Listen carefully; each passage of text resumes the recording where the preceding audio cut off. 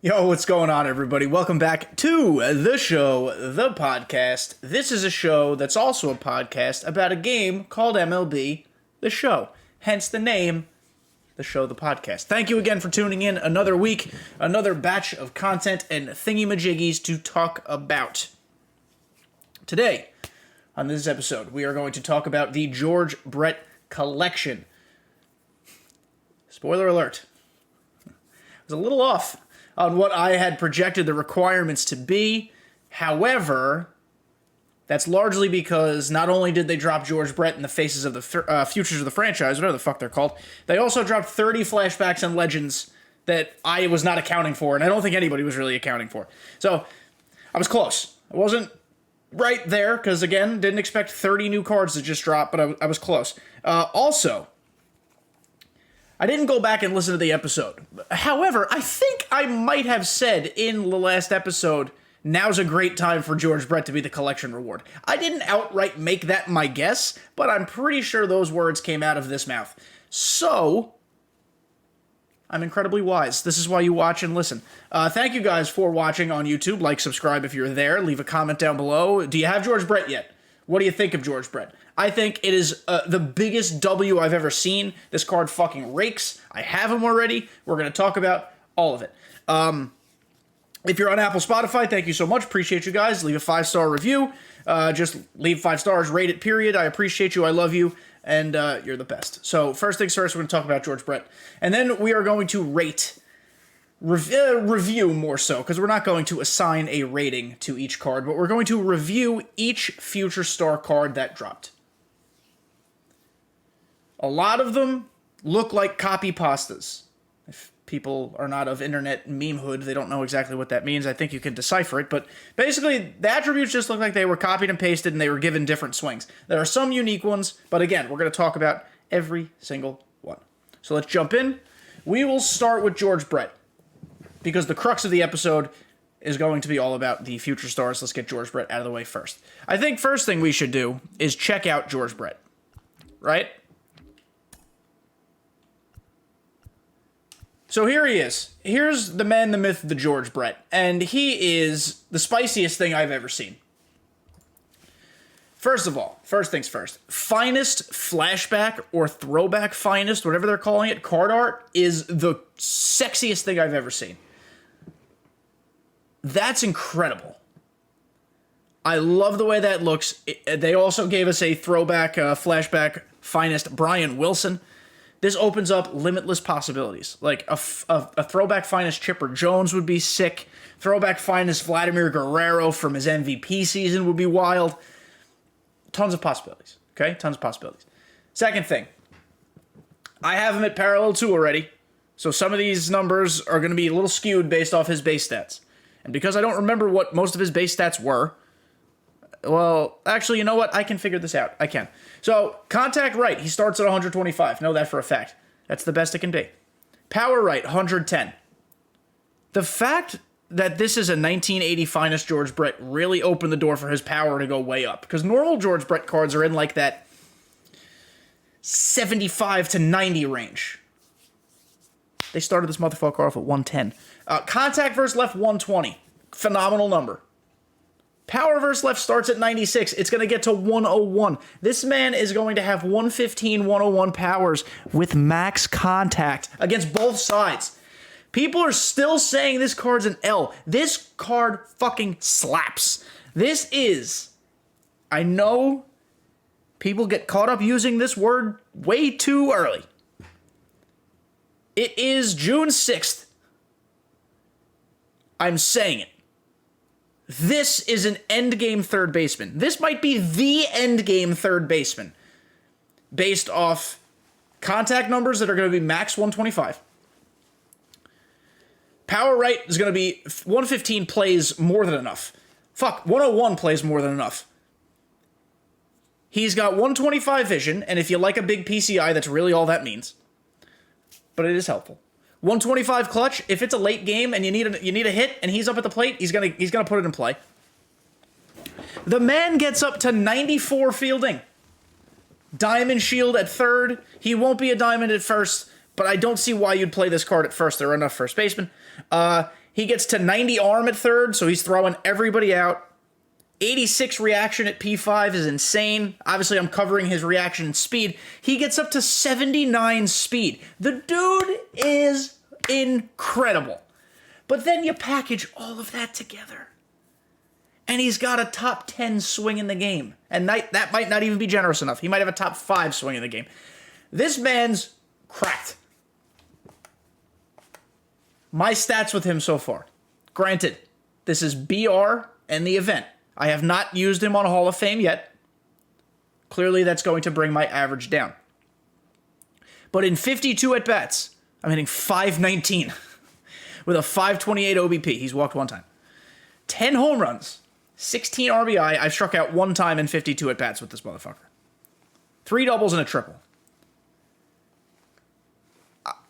I don't understand why people think this card's an L, even after seeing the attributes. I think people just see the name George Brett, and it's not like a sexy name. It's not like, oh shit, Chipper Jones. Oh shit, David Ortiz. Oh, another one. Another player. I don't know. This card's unreal. It might take you time to get him. I promise you will. But the second you get him, he goes in your lineup, you don't think twice. That's it. It's that simple. This is going to be every single person's third baseman by August. It's that simple. Let's look at what it takes to get him. Because if we're being honest with ourselves, it's a lot.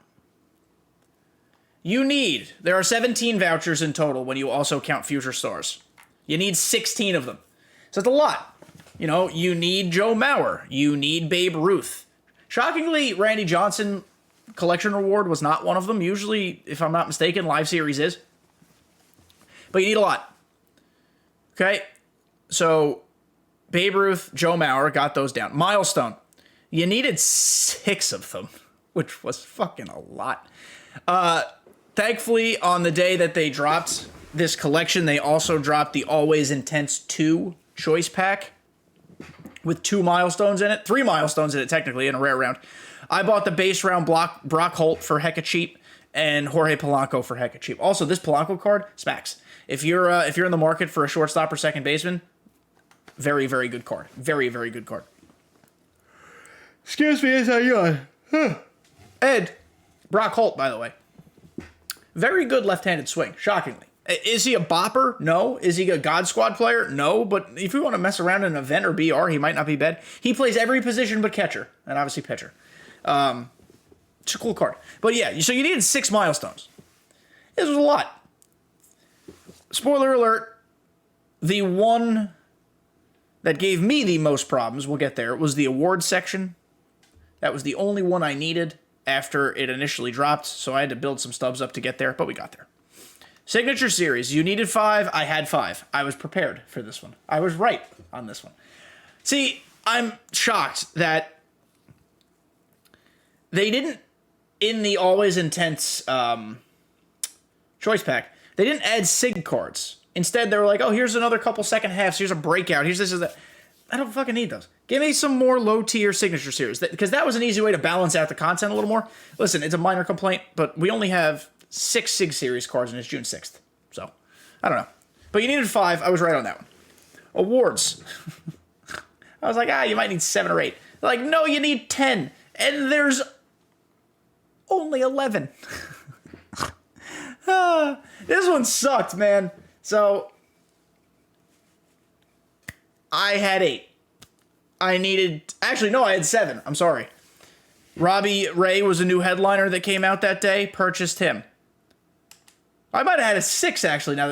So I only had 6 because there weren't that many. Robbie Ray was a new headliner. Bought him. Adam Duvall was in the Always Intense pack. Bought him. And then I had to really grind some stubbies. I initially sold Albert Pujols. Got about 120k stubs. And used him to fill out some other stuff I was missing. So for this section, I was down Pujols and B-Crow.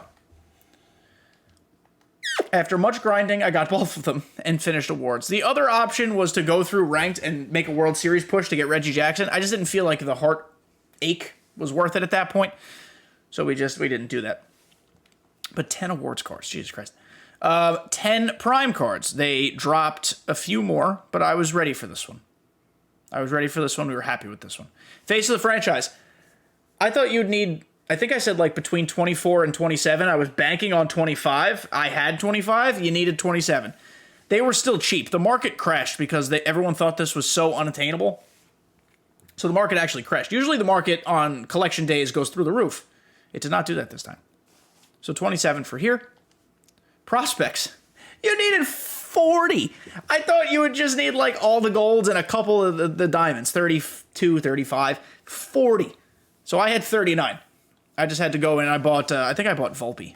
Yeah, but Volpe was cheap. I bought Volpe. Or maybe Alvarez. I don't know. I bought one of these guys right here. Monthly awards, not a big deal. You just needed 14 of them. There was only 4. You needed every single one. Not a big deal. Very simple, very easy, no problem at all. Tops now, you needed 33, which there's 34 of them. So, easy peasy. You should have all of them anyway. Second half heroes, 22. This one was a little tricky. I think I had to buy somebody. No, I didn't have to buy anybody, but they dropped new cards. That's what it was. They dropped all those new cards, like I said. So, this one was not a huge deal. It just took a little bit of grinding in the new program. Rookie was 30.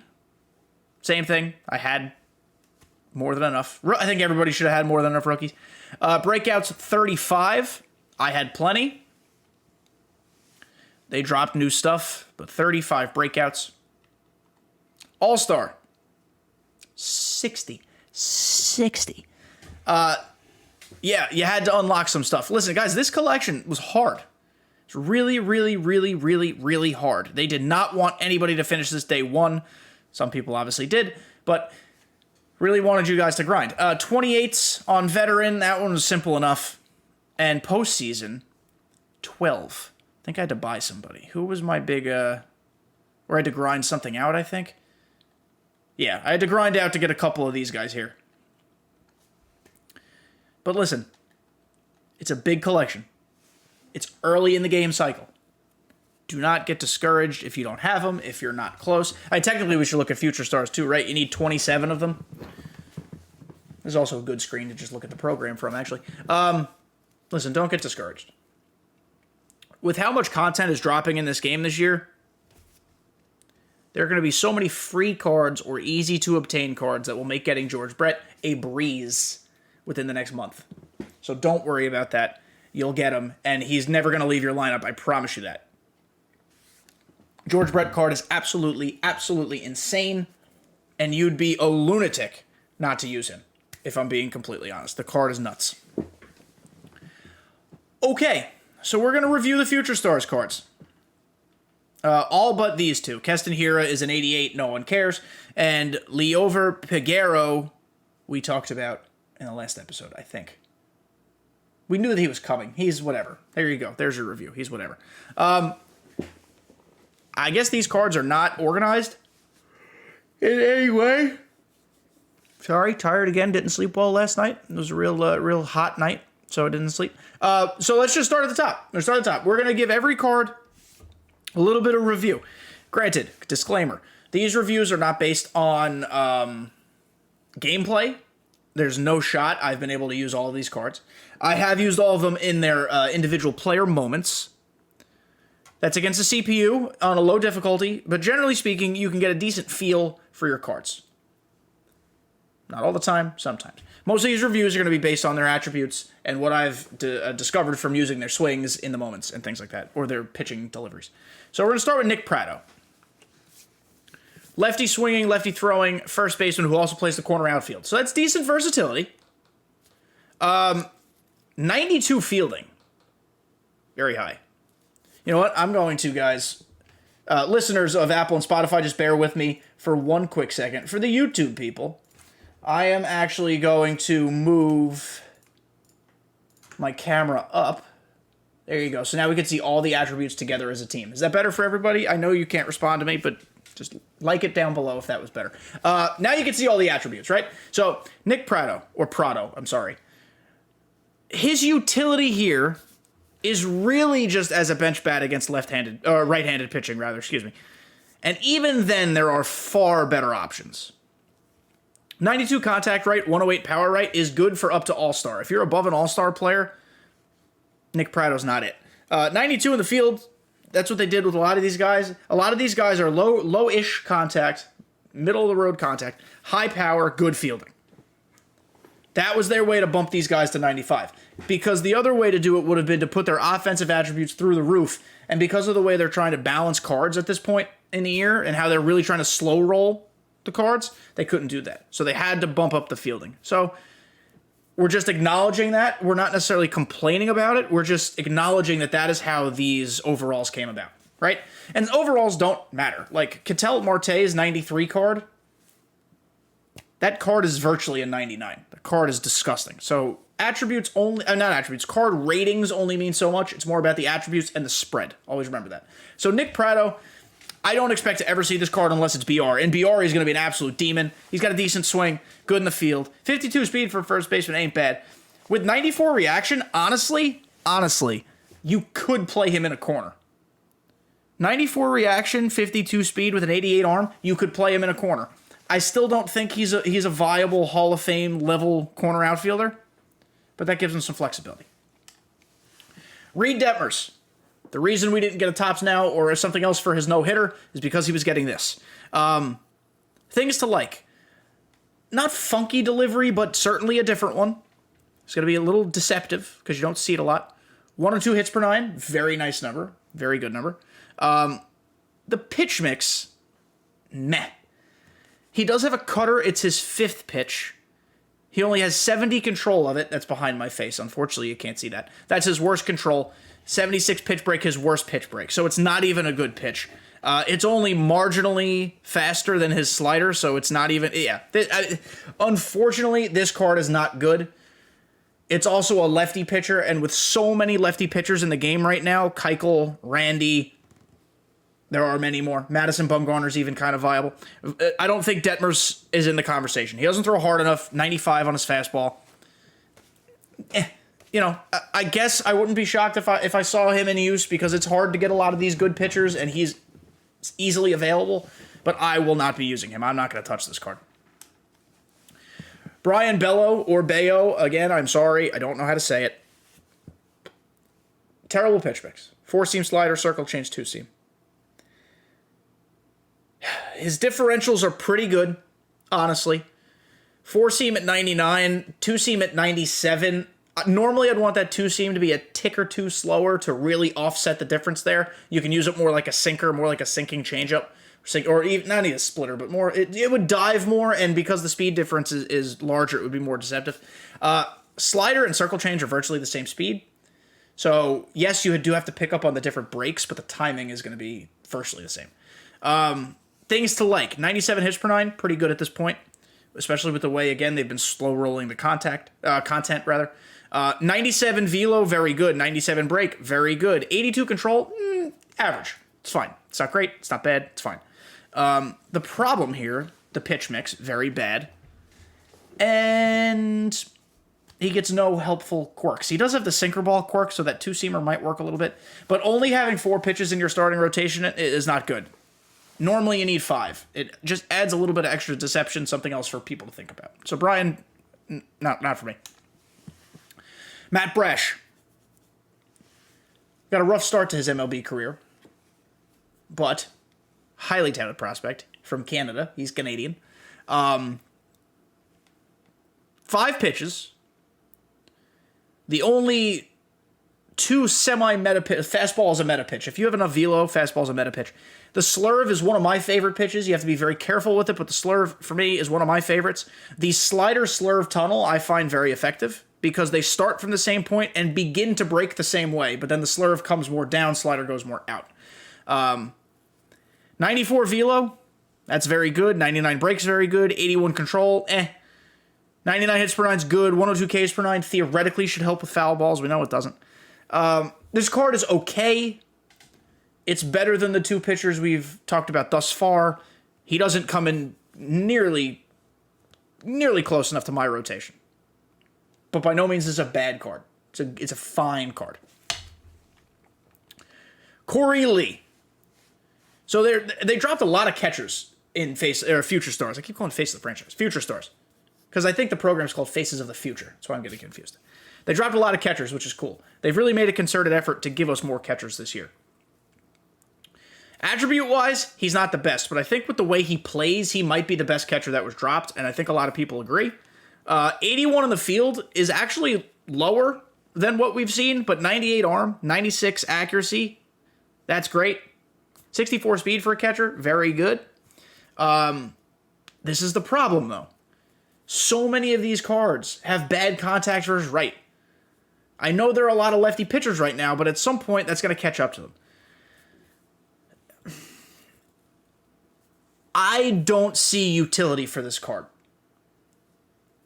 I guess in theory, if you want a backup catcher who hits lefties a little bit for your bench, fine. If you don't care about offense at your catcher spot and you want someone who's just going to hose runners, I get it. He also plays first and third. I wouldn't play him ever at first. Third, I guess, maybe, possibly. It's a good catcher.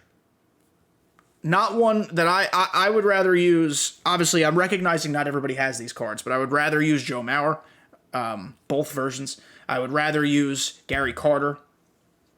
Rather use Salvador Perez, the new diamond that came out. Even though his contacts are low, his swing is sexy. I'd rather use 91 Gary Sanchez. This is a jack-of-all-trades, master-of-none type of card. That is the problem. He does not have a specialty. A lot of these cards, in my opinion, need to be specialty cards to be viable. Because at this point, as someone with a God Squad of the best cards available, I don't mean to pat myself on the back or be a dick about it, but I'm just being realistic. Someone who has all of the cards in the game that are worth playing, I only really see 2 or 3 of these cards as God Squad viable. Corley's not one of them. Next, Gunnar Henderson. This card they built better. A lefty bat that crushes righties reasonably well. He's got a nice swing. So shortstop, it's a shallow position right now. Second base, shallow position. Third base, shallow position. He plays shallow positions. I have seen this card online in the event, and I expect to see it in ranked. Is it the best card? No. Am I going to use it? No. Is it my favorite? No. But I can understand why people are using it. Very good contact and power versus right. Against lefties, not amazing. Good enough. 84 in the field is just fine. I wish they would have started him at 95, so at Superfractor he's a 90, but it's whatever. He will get to 99 arm at P3. 82 speed at P5. It's a good card. It is built appropriately for what you'd want it to be. Some of these other ones are built fucking stupid. This one's built well. Yoelqui Cespedes, a BR goon and nothing else. A center fielder with some speed, a good arm, plays the corner outfields. I'm sure at this point in his career he doesn't want to be compared to his brother. His brother is Yoenis Cespedes. But this is basically a Yoenis Cespedes card. Middling contact, really high power. I think he has, honestly, the same exact fucking swing. Decent in the field with a cannon for an arm. The only difference is that he runs better. So, only a BR card, in my opinion, or an all-star event card. If you use this card in ranked, you are either the best player in the world with Yoelqui Cespedes, or you have no idea how to build a lineup. Because there are far better options that are cheaper, easier to obtain, and even in this program, there are better options. Orelvis Martinez. I guessed this one in the last episode. I actually guessed both Blue Jays and Tampa right. So, pats to me. A third baseman, excuse me, so shallow position, who also plays second and short. Again, those were the positions we needed filled, and this program accomplished that. A righty hitter who hits righties well. 103 power versus right is a nice number. Doesn't hit lefties as well as we'd like. 90 power is fine. 82 contact's definitely low. He's got low-ish fielding, considering where a lot of these other cards net out, but he's got a crazy good arm. And honestly, by the way, you don't need a ton of fielding at third base. At P3, he's a gold. That's more than enough. Decent speed. It is in the middle of the road as far as the 30 cards in this program. It's fine. It's not great. His contacts are too low for my personal preference. I need higher contacts. Maybe you don't, but I do. So this card's fine. It's not bad. It's not good. Now this card fucking smacks. Austin Martin, center fielder for the Twins, who could play third, short, left, and right. Fantastic, fantastic versatility. Fantastic versatility. The Twins got a steal when they traded Jose Barrios for this guy. That's no slight on Jose Barrios, but Austin Martin projects as a future star. Quite literally, it's why it's a card. I didn't mean the pun there necessarily, but it is. And Jose Barrios is a number 3 starter at best, honestly. So 110 contact right, 118 contact left. When you factor in how the parallel system works, fantastic numbers. 73 power right's a little low. 81 power left is fine. Up to 86, decent number. 80 in the field. So if you want to play him in his secondaries, you're going to have to get him to P5 to get him a gold shield. But otherwise, he starts at a gold in his primary and center. 77 reaction is a little low for a center fielder. 82 speed will make up for that a little bit. 78 arm is a little on the low side for a center fielder. But you're not using this card for his defense. You're using him as a table setter, a 2-hitter, maybe a 1-hitter. This is a good card. He's not in my lineup. I will see this card in ranked. I can guarantee it. This is one of the top 5 cards in the program. I don't know the ranking of the top cards per se, but this is a top 5 card. I know who number 1 is, and we'll get there. But this is a top 5 card. This card is very, very good, built very, very well. I wish they would have made his fielding, more specifically his reaction, a little higher. But it's fine. Justin FOSCUE. He's a second base prospect for the Rangers, who also plays third and short. Again, those are positions we want to see. Again, low contact right, high powers, decent contact left. Decent in the field. You don't care about his 46 speed. What makes this card good, it's in the top half of the cards released, is his swing. I can't quite tell if it's Mondesi's or Eugenio Suarez's, but we know that those are fast, aggressive, slappy, with power swings. Swing alone, you're getting a goon. I think his contact versus right is too low for a ranked season's God Squad. But if you take this card in BR and I play you, I'm petrified because he's going to hit nukes. This is a sneaky good card. Sneaky good. I guess I wouldn't be surprised if you use it in ranked because Chase Utley's hard to get. Cattell, his price has come down, but he was hard to get at one point. Mookie Betts is expensive. I could, I guess, see him in ranked. Just he's not for me. Jackson Jobe. Never heard of him. Future star for the Tigers. Primary slider, which is interesting, and it's a slow one. 4-seam gets up to 96, 2-seam 95. The slider being a primary makes this a little more palatable. He's only 19 years old, too, which is interesting. But his pitch, he doesn't have any of the meta pitches. His curveball is not going to be good because curveballs are never good unless they are a 12-6 or slurve, and then they're still not always great, but they're better. 94 hits per 9 is fine. 99 break is good, but the velo's a little on the low side. This guy is a control pitcher. 89 control. With good break. He's a junk baller who doesn't throw meta pitches. I don't see why you'd use this card. I don't personally think his delivery was glitchy. To each your own. If you're Paul Sporer, shout out, friend of the show, and you're a Tigers fan, maybe he's your ace. He's just not mine. So I don't love this card. I could be wrong. Maybe I'll see him. But based off the spread I'm seeing here, not that good. Brady House, another dog shit card. Brady House, a bad card. He has a shit swing. He plays short, second, and third. He has low contact versus right, again. But then he's average in everything else. 84 in the field's not even that fantastic. 69 speed. This card sucks. The Nationals got absolutely hoed. They could have had other guys.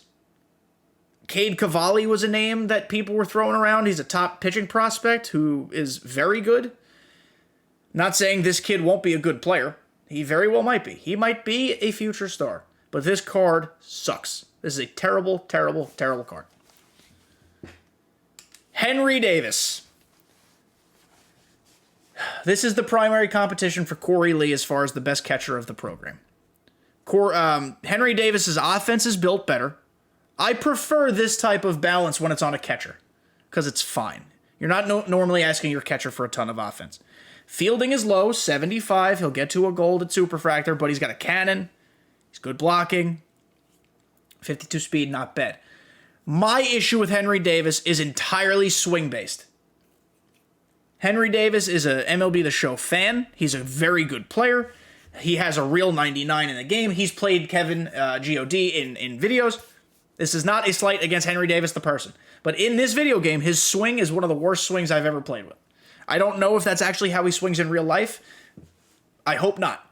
But he's got no power. It's a wet queef, and he only hits the ball the opposite field, even if you try to be early on it. So not a good card, in my opinion, solely for that reason. If you could figure out his swing, you might be a stud with him, because his attributes are very good. But based off of his swing, I'm not going to use this card, ever. Michael Toglia is a good card. And I know that we've just been complaining about low contact right versus high power. Yes, this is a copy-paste of a lot of those cards. But first base with corner outfield secondaries, just like Nick Pratto. 95 in the field, that's excellent. He's a diamond everywhere. 97 reaction, amazing. 48 speed is meh, but with 95 fielding, or 90 fielding in his secondary with 97 reaction, he'll be fine. The reason he's a top 5 card in this program is that he's a switch hitter with a great swing. Switch hitter with a great swing. He's tall. He's 6'5". You might have to get used to the size of his batting, his strike zone, rather, or his batting stance. Either way, both would have been fine. But this is a good card. For me, strictly BR. But when he comes up in a BR round, I'm taking him. Interesting build. It's a copy-paste, but it's the other things that make it worth it. The switch hitter, the incredible fucking fielding, and the swing. He's good. He's got a lot of pop in this bat. Khalil Watson, shortstop, third baseman, lefty swinging shortstop, if that's interesting. He's tiny little fuck. He's 5'9". Speedy boy, 93 speed, 92 steal, 95 base running. He's going to fly around the bases. He's going to cut the bases very well. 86 in the field. It's good. He's going to get to P4, and he'll be a diamond at short. I don't know what he is, though. He's not a slap hitter because his contacts aren't high enough. He's not a power hitter because his power attributes aren't high enough. He's not quite anything. I don't think he serves a role. If they wanted to make him a bench base stealer, they should have jacked his speed all the way up to 99 with his stealing at 99. If they wanted to make him a late game fielding replacement, they should have made his fielding higher. If they wanted to make him a bench bat against right-handed pitching, they should have jacked his stuff up. So instead, what they did is give us something that is essentially nothing. It's not against Khalil Watson. He's probably going to be a fine player when he makes it to the majors. He's only 18 years old. But as far as what I'm seeing here, the card does not do anything particularly well. So I'm skipping over him. Pete CROW-ARMSTRONG. The jury is out on this card. I have high hopes for this card. I look at it, and it reminds me of Jacoby Ellsbury's high diamond card. I think it was a 96 from MLB 20. OGs will know. That's one of the best 96 overall cards maybe to ever exist. It's that card with better arm strength. Center fielder who plays the corners, obviously, because I don't know of any center fielder that cannot. He's got very high contacts. Not incredible power. The power versus right will play because he has a nice swing. The power versus left is a little meh. But 97 in the field, 88 arm, 99 reaction, 89 speed. I like cards that are built this way. I wish his powers were just a smidge higher. A smidge. Even at the expense of some fielding. Or a little bit of contact versus right. Guys like this with nice, short, tight swings. Pause. Short, tight swings. Play well. He reminds me so much of Jacoby Ellsbury. I have hopes for it. I'm not going to use him on the God Squad, but I will try him out in events, absolutely. And I could give a better review probably in a couple weeks from now. But I think the card it's a top 10 card, maybe top 8 card in the program. Wouldn't be shocked if I see it online. It's slappy. It's frustrating. It's going to cause some headaches. And he might have some sneaky pop. So decent card. Next, Mason Wynn. This is, unfortunately, the worst card in the program. Because yes, his contacts are high, and yes, his powers are low. So you know what you're getting here. You're getting a speed demon, because 92 speed, 97 steel. You're getting a slappy hitter. He's a shortstop. He's going to field incredibly well, 99 arm off the rip. But his swing is poopy. He doesn't generate any power. He's going to be a line drive demon who can't even have enough power to hit the gaps. His moment was not a hard one, but it took a long time because I just could not get anything to fucking fall or do what I needed it to do. So the Cardinals got hoed. They have better prospects in their system. Not to say this kid won't be good. I'm pretty sure he's the son of former Major Leaguer Randy Wynn, so that's kind of cool. But this is not for me, this card. Here we go. The best card in the program, hands down, no question. It's Bobby Miller. Marbles in my mouth. Bobby Miller is a 22-year-old pitching prospect for the Dodgers. Four-seam slider splitter, which is a better changeup this year. Sinker and a curveball. We're not going to throw the curveball a lot. It's his fifth pitch. It only has 75 control, and it has 82 break, which is his worst break. However, 102 hits per nine. 99 velo with outlier. Is the only pitcher with outlier in the program. 97 break because his slider moves that much. And his slider also has 87 miles per hour on velo, which, fuck it, he's going to mix some people up. I have not used him online yet. I just unlocked him today, Monday, June 6th, the day before you're listening to this. But this is going to be in everybody's rotation. As of right now, this is a God Squad starter. It is the only surefire God Squad player in this entire program. I said there were three that I could see on the God Squad. This is the only one that is a hands-down surefire one. Get this card. But don't pitch him against me because I won't be able to hit him. Right fielder for the Reds, Austin Hendrick.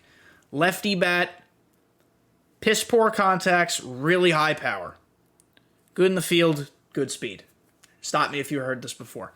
He's got a very nice swing. Otherwise, this card is unusable unless it's events or BR. It's got to be on All-Star or below. Otherwise, this card sucks. But cool card, cool swing, lefty swing. I love lefty swings. They're better than any other swing. And he fields well and he's fast. I don't know. I'm not enthused by this card. Blake Walston. This card is disappointing. Lefty starter, 5 pitches, only throws bullshit. Doesn't throw any of the meta stuff. 97 hits per nine is okay. 99 breaks, very good. Velo is low. Control is eh. I was hoping for more good pitchers. This is not one of them. He's just not usable. His release is okay. I found it pretty easy to pick up. Not that good. All right, we're getting there. We're going to go a little faster now. Michael Harris. Electric prospect for the Braves. He's in the bigs right now.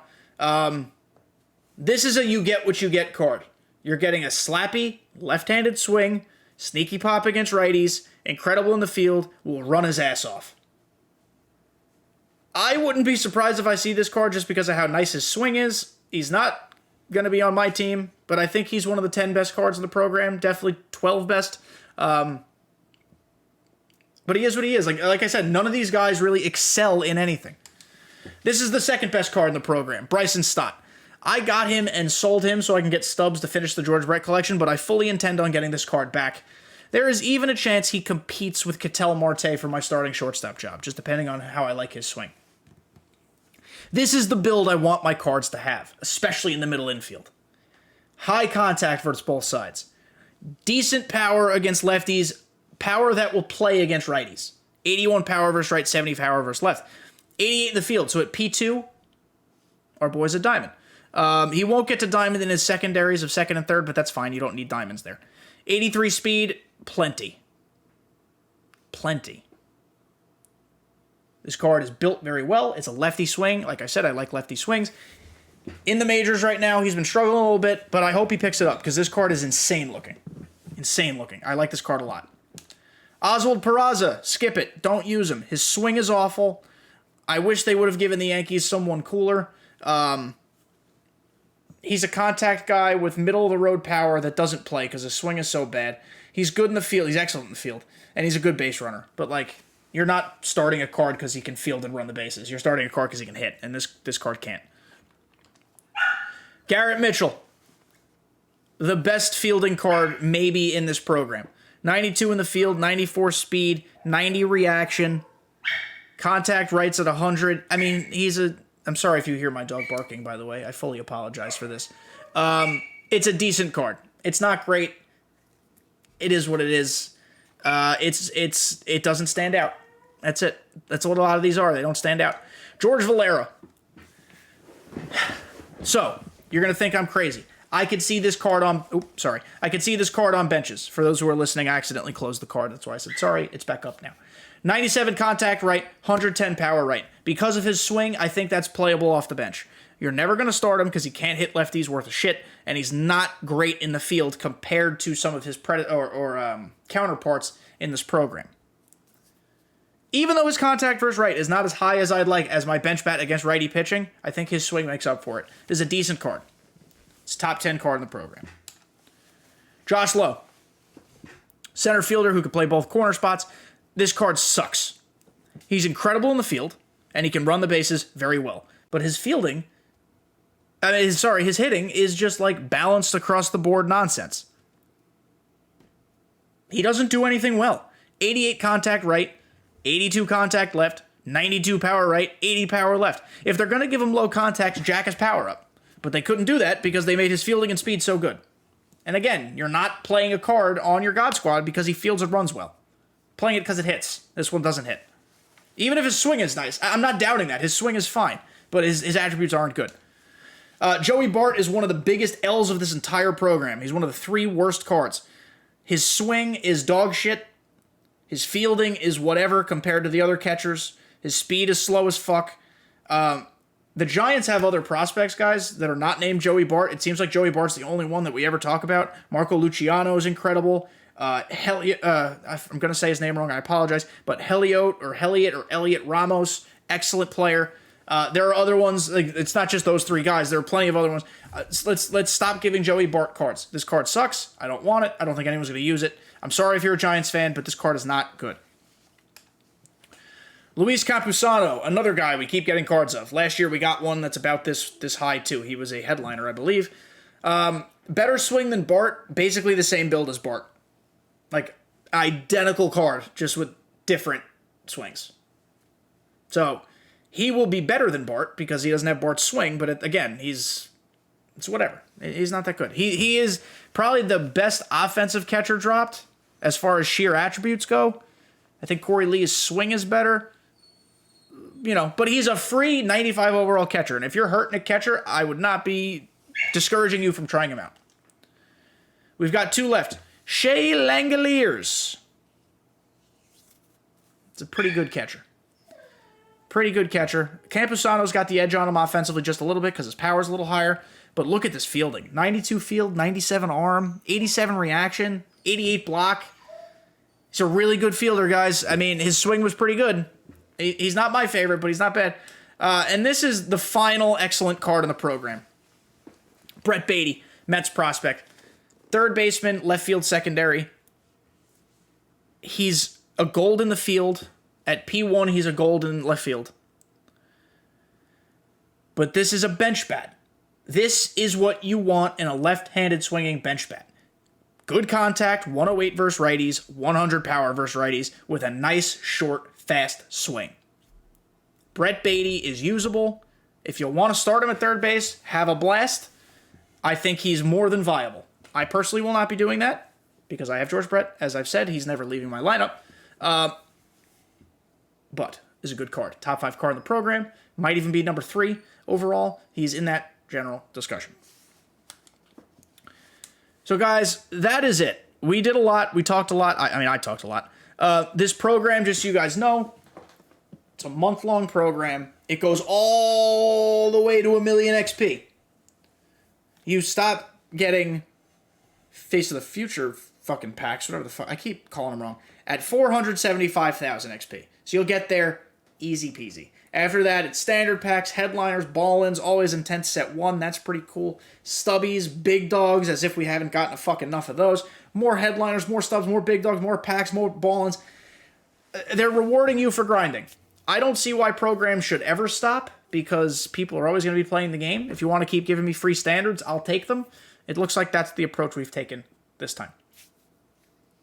So guys, be sure you come by, catch a stream, twitch.tv/kdjTV. Now that my busy season in my real job in the real world is over, I am back on Twitch more consistently. I don't have a schedule per se. It will vary week to week, but I will be streaming at least once, mostly twice per week.